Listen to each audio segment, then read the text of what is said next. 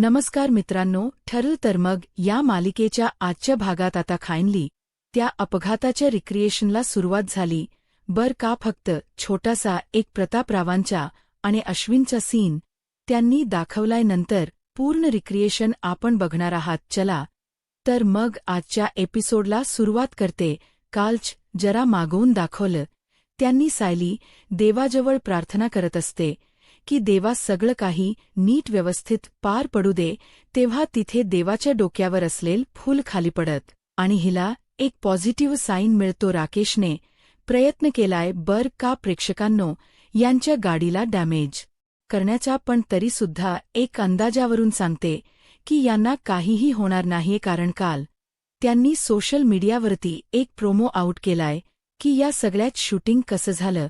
त्यात सायली प्रतिमात्याशी खाली उतरून बोलताना आपल्याला दिसतीय आणि मे बी ती सांगणार आहे की तीच खरी तन्वी आहे म्हणून. बघा तर या सीनमध्ये आपण बघतोय अश्विन म्हणत असतो प्रतापरावांना, डॅड तुम्ही अचानक मला भेटायला कसं काय आलात आज. प्रतापराव म्हणतात, अरे अश्विन तुझ्याशी जरा बोलायचं होतं.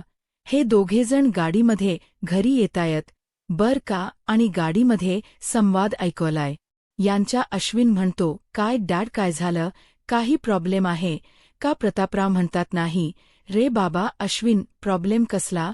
अरे काही प्रॉब्लेम असल्यावर तुझ्याशी बोलायचं का बाप, म्हणून सहज नाही का गप्पा मारू शकत मी तुझ्याशी. अश्विन म्हणतो, डॅड मला माहिती आहे तुम्ही फक्त गप्पा मारायसाठी नाही आलात माझ्यासोबत. मम्माने तुम्हाला प्रियाबद्दल सगळं सांगितले ना डॅड.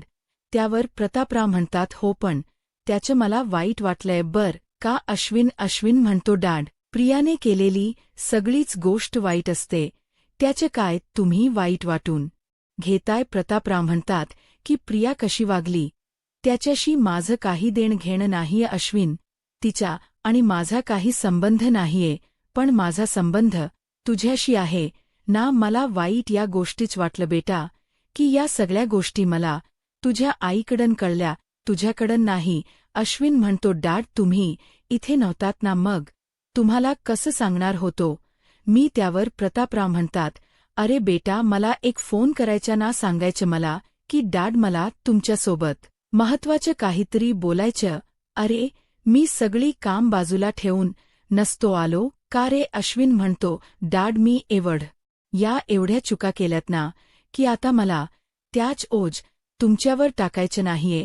प्रतापराव म्हणतात, अरे अश्विन तुम्ही मुलं ना, आमच्याबरोबर मन मोकळेपणाने काही बोलत नाही ना, याच जास्ती टेन्शन वाटत रे आम्हाला. कोणत्याही परिस्थितीत आम्ही तुमच्या पाठीशी खंबीरपणे उभे आहोत असा विश्वास तुम्हाला का नाही रे वाटत. हे बघ बेटा अश्विन, मला तुमचा बाप होण्यापेक्षा तुमचा मित्र होणं जास्त आवडेल.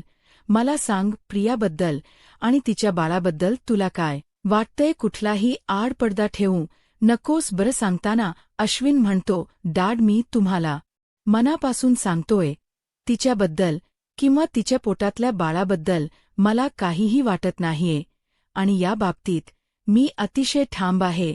तिच्या पोटातलं बाळ माझं नाहीये. प्रतापराव म्हणतात, हे बघ अश्विन घरातल्या सगळ्यांना तू सांगितलंस की घरात प्रियाचा विषय बंद करायचा आहे, पण तो विषय तू अजूनही तुझ्या मनातून काढून टाकत नाहीयस बेटा हो ना. अरे एखादी मुलगी वाईट वागली म्हणून काय जगातल्या, अरे एखादी मुलगी वाईट वागली म्हणून काय जगातल्या सगळ्याच मुली वाईट आहे असं नसतं होत बेटा. अश्विन म्हणतो, डॅड मला कोणावरच विश्वास ठेवायचा नाहीये. प्रतापराव म्हणतात, अश्विन तू जेव्हा प्रियाला मनातून काढून टाकशील तेव्हाच तुझ्या मनातली मोकळी जागा कोणीतरी भरेल ना. अश्विन म्हणतो, नाही डॅड तुम्ही ना हा विचार पण करू नका, हे जवळजवळ अशक्य आहे. प्रतापराव म्हणतात, अरे जवळजवळ ना अशक्य नाहीये ना. अश्विन माझं ऐक, यातून बाहेर पड, आयुष्याला नवी सुरुवात कर. तुझ्या मनात काही शंका असतील तर सांग मला. तुला रडाव वाटत असेल तर माझ्या खांद्यावर डोक ठेवून रड बेटा, पण मनातल्या मनात नको ब्र कुडूस. अश्विनला आता त्याच्या वडिलाच्या या वाक्यावरती खूप असं रडायला येतं आणि तो आता त्यांच्या खांद्यावर डोक ठेवतो आणि म्हणतो, डॅड माझ्या आयुष्यात पुढे काय होईल ना मला नाही माहिती डॅड, पण तुमचा हात माझ्या पाठीवर आहे. या आत्मविश्वासानेच मला खूप बरं वाटते डॅड, खरंच खूप बरं वाटते. एक सुंदर आणि अप्रतिम असा सीन तुम्ही बघितलात. प्रेक्षकांनो, बाप आणि मुलगा म्हणजे यांच्यातलं नातं किती समजदार असावं बघा ना. म्हणजे अश्विनला त्याच्या वडिलांशी किती पटकन बोलता आलं. आपल्या डोक्यावर आपल्या वडिलांचं छत्र असणं ही जगातली सगळ्यात मोठी श्रीमंती आहे. प्रेक्षकांनो, तुम्हाला काय वाटतं मला याबाबतीत कमेंट करून नक्की सांगा. तर हा एवढाच असा सीन त्यांनी प्रतापराव आणि अश्विनचा दाखवलाय आणि बाकी सगळा सीन ॲक्सिडेंटच्या जवळपास म्युझिकलचा आहे. आता अर्जुन आणि सायलीचा सीन दाखवलाय. फायनली ते निघाले त्या अपघाताच्या रिक्रिएशनसाठी. रविराज काकांच्या घराच्या बाहेर उभे ते त्या गाडीजवळ. अर्जुन सायलीला समजावून सांगत असतो, बर का हे बघ सायली, जसं ठरवलं तसंच घडू देत आणि हे बघ काहीही ऐन वेळेला चेंज करू नकोस. याला दहशतच आहे. सायलीच्या मनात केव्हा काय येईल का सांगता येत नाही आणि ते तिला झालं म्हणजे झालंच पाहिजे असतं. सो तर आता सायली त्याला म्हणत असते, तुम्ही नका काळजी करू, जसं ठरवलं तसंच करू आपण. अर्जुन म्हणतो, ठीक आहे. आणि हा सायली, तुला काहीही वाटलं मध्ये भीती वाटली काही वाटलं तर प्लीज लगेच थांबव. हे सगळं मी मागे असेलच. सायली म्हणते, बर पण तुम्ही ते खेळणं आणलं ना. अर्जुन म्हणतो, हो आणलंय ना, हे तेच खेळणं आहे. ॲक्सिडेंटच्या वेळेला छोट्या तन्वीच्या हातात होतं, जे अर्जुनकडून रडून तिने घेतलेलं असतं. म्हणजे अर्जुनच देतो तिला खेळायला. ते खेळणं पाहिल्यावर सायलीला तो सीन आठवतो. आता हा सीन प्रेक्षकांनो झोपेतही कोणी विचारला तर पाठ झालाय बर का. तो ती रडत असते तन्वी निघताना, तेव्हा तो छोटा अर्जुन म्हणतो, डोंट क्राय, तुला इथे राहायचं आहे का, मग तू राहा, नंतर जा. मग तो त्याचं खेळणं त्या छोट्या तन्वीला देतो आणि हे तेच खेळण घेऊन सायली निघाली. आता हेच त्यांनी दाखवलं. आता सगळं रिग्रेशन जसच्या तसं घडवायचं ना त्यांना. आता तेवढ्यात रविराज आणि प्रतिमा त्या पण बाहेर आले. रविराज म्हणतात, चला निघायचं ना. सायली म्हणते, हो चला ना, निघूयात आता. अर्जुन म्हणतो, सीनियर मला ना जरा काम, मी निघतो बर का. अर्जुनने असं दाखवलं नाहीये बर का रविराजांना की तो मागे येतोय, पण तो मागेच असतो यांच्या. पण ते आता जेव्हा त्यांचा अपघात घडणार असतो ना, तेव्हा अर्जुन तिथे आहे हे त्यांना कळतं. आता रविराज सायलीला म्हणत असतात, सायली तू बेटा मागे नको बसूस, पुढे बस. मागे जरा धक्के बसतात ना. पण सायली म्हणते, नको मी बसते ना मागे, तुम्ही दोघंजण पुढे बसा. सायलीच हे बोलणं ऐकून जरा नवलं वाटल या दोघांना. आता प्रतिमा म्हणतात, काग. सायली म्हणते, असंच ना आत्या, आणि मला जसं वाटते तसं करायचं असं आपलं ठरलंय ना. प्रतिमा त्या म्हणतात, बर बाई ठीक आहे. एवढ्या आत्मविश्वासाने हे चाललेत बिचारे. सायली बरोबर बघा ना किती डोळे झाकून विश्वास ठेवला त्यांनी सायलीवर. फायनली आता हे सगळे जण बसलेत गाडीत आणि त्यांच्या प्रवासाला सुरुवात झाली आहे. आता त्यांची गाडी जरा पुढे गेल्यानंतर त्यांच्या गाडी खालून राकेश आलाय. बर का बाहेर. सॉरी गाडी खालून नाही आलाय, तो एका झोळपातन बाहेर येतोय. म्हणजे तो तिथेच लपलेला असतो. आता त्याने त्यांच्या पेट्रोलची टाकी आहे ना ती फोडली आहे. आता यांच गाडीच पेट्रोल लीक होणार आहे.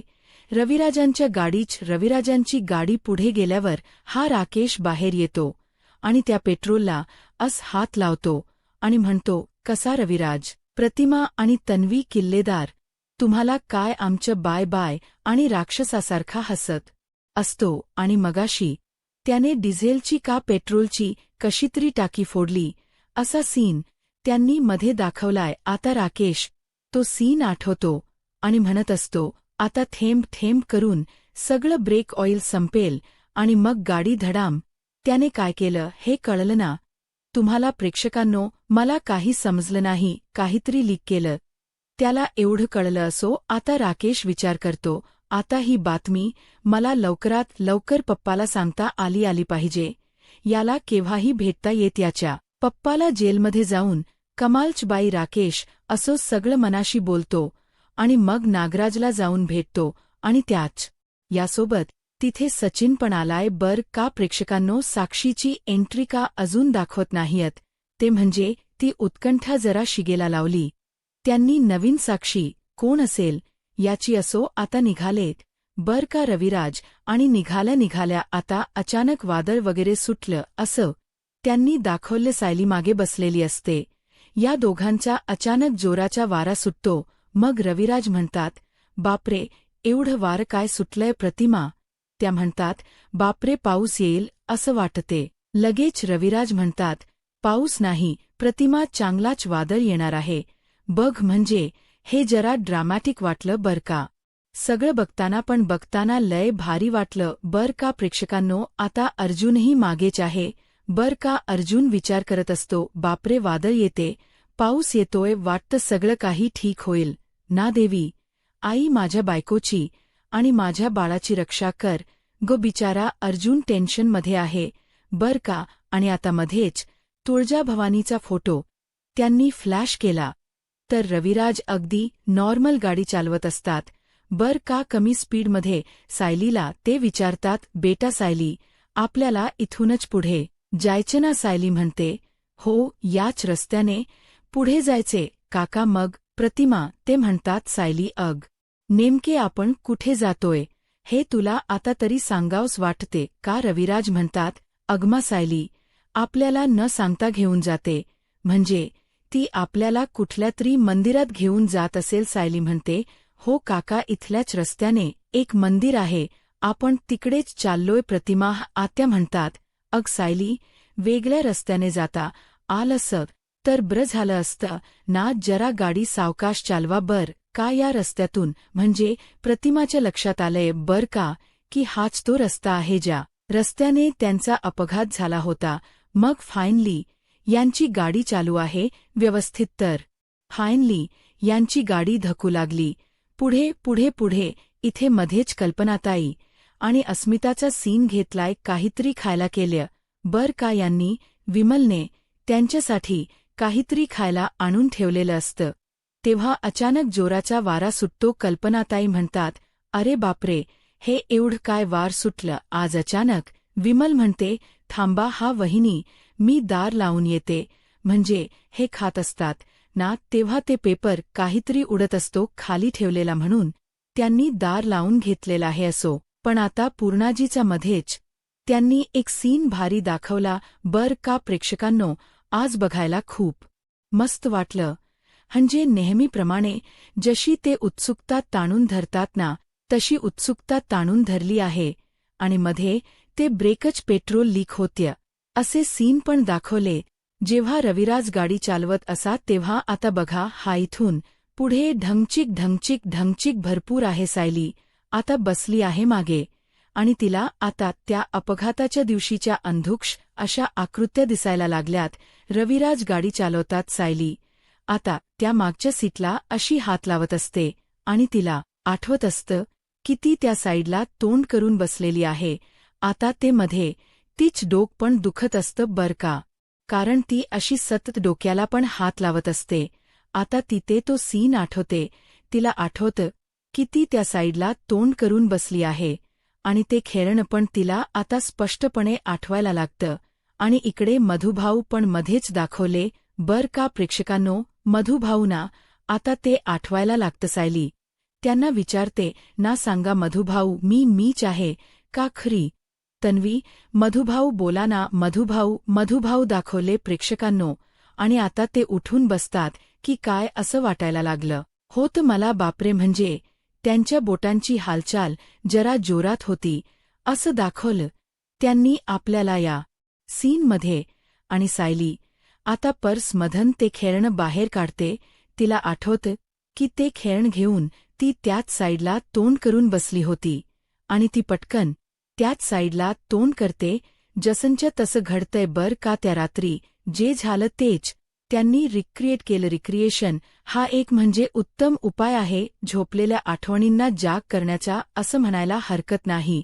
आता सायलीला आठवतं ती जेव्हा मागे बघत असते तेव्हा तिला बाबू ड्रायव्ह दिसतो त्यावेळेला आणि तो बाबू ड्रायव्ह सायलीला खुणवत असतो की आता तुमची गाडी उडणार आहे हे तुम्ही सगळं टीव्हीवर बघाम म्हणजे तुम्हाला बघायला फार मजा येईल. सायली त्या बाबू ड्रायव्हला आठवते, तिला ते सगळं आठवत असतं आणि ते आठवण आठवून तिच्या अंगावर काटा येत असतो आणि खूप एक्साइटमेंट, खूप उत्सुकता तिच्या चेहऱ्यावर त्यांनी दाखवली आहे. सायलीला आता त्या सगळ्या दुसर झालेल्या आकृत्या सुस्पष्टपणे थोडे दिसायला लागल्यात. सायलीला ते खेळणं अगदी स्पष्टपणे आता आठवायला लागतं.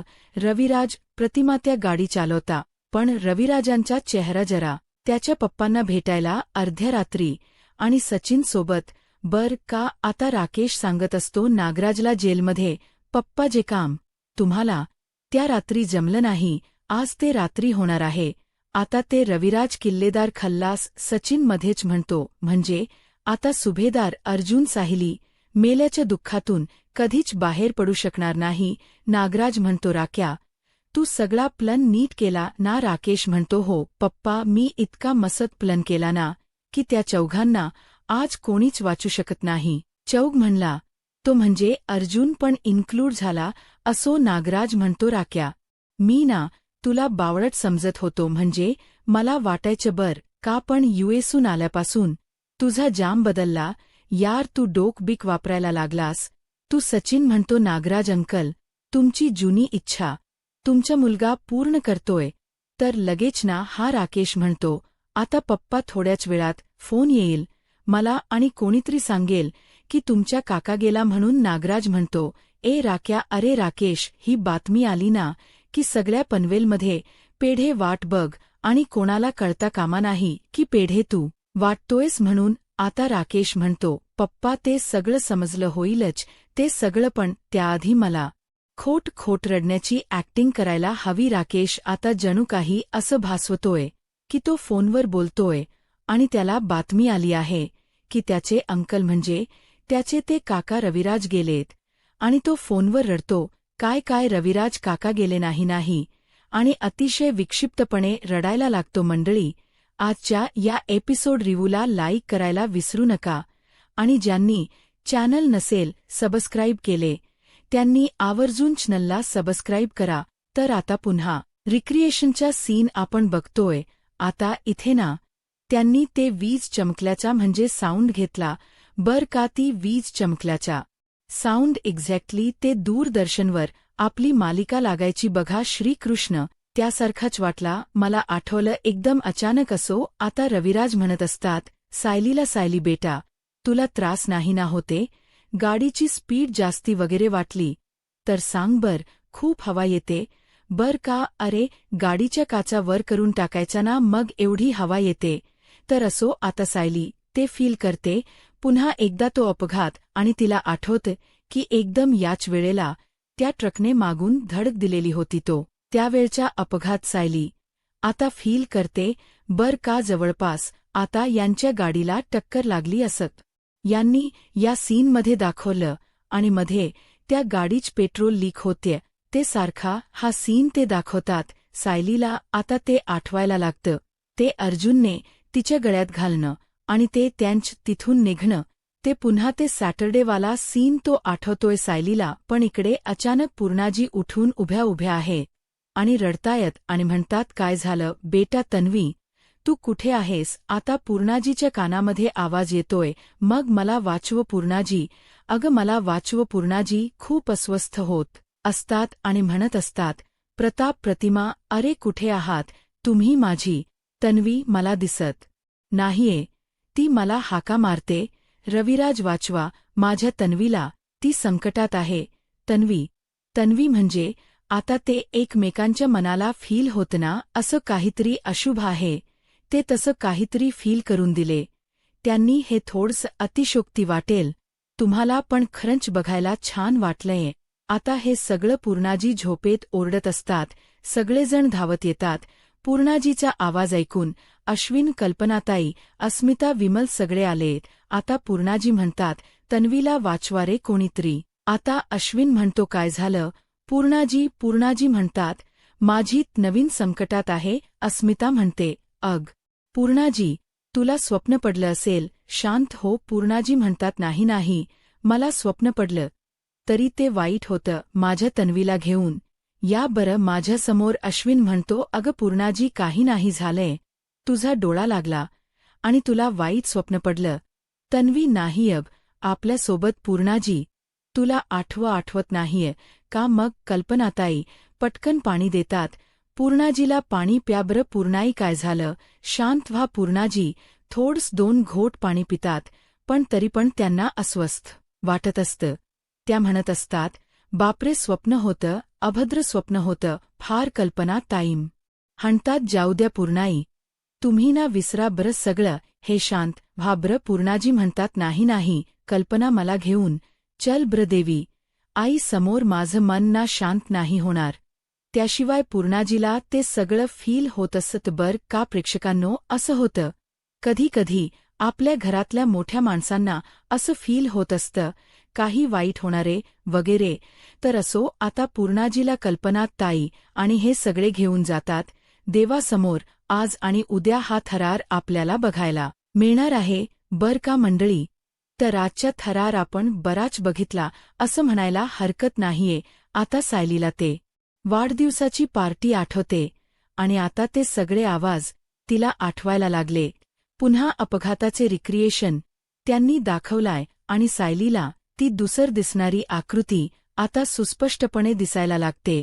आणि फास्टमध्ये ते सीन दाखवतात ना, ते ढंगचक ढंग ढंग म्युझियम लावून ते आते ते काहीतरी ऐकवले त्यांनी असं आणि आठवलं बाई तिला सगळं असं त्यांनी दाखवले.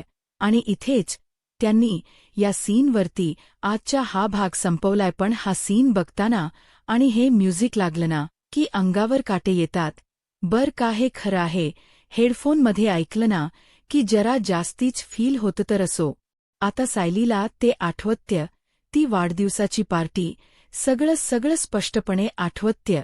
आणि याच म्हणजे थरारावरती त्यांनी हा एपिसोड आजच्या इथे संपवला. सायलीला अर्जुनचा चेहरा, तिचा चेहरा अगदी स्पष्टपणे आठवलाय आणि तिला कळले की तीच खरी तन्वी आहे. चला, या अपघाताच्या रिक्रिएशनमध्ये काही ना काही तर फायदा झाला, काही ना काही 100 फायदा झाला असं म्हणायला हरकत नाहीये. आता इथेच आजचा एपिसोड संपला. पुढच्या भागात आपण बघतोय रविराजांचा ब्रेक काही लागे ना तेव्हा अर्जुन अस्वस्थ होतो आणि मोठ्याने ओरडत असतो, अरे सीनियर, हॉट ब्रेक दाब. Hot brake. बहुतेक तरी अर्जुन त्याची गाडी रविराजांच्या गाडीसमोर आणतो की काय कोणास कारण रविराजांची गाडी काही करता थांबत नाहीय. आणि इकडे सायलीला सगळं काही आठवतं आणि ती म्हणते, मला सगळं आठवतं, म्हणजे मीच खरी तन्वी आहे. उद्याचा एपिसोड आजच्यापेक्षा लय भारी असणार आहे बर का मंडळी. चला तर मग भेटूयात उद्या पुन्हा एकदा. आणि हो, जाता जाता पुन्हा एकदा सांगते की सायली, रविराज, प्रतिमात्या यांना काहीही होणार नाहीये. ते सुखरूप आता त्यांच्या घरी पोहोचणार आहे.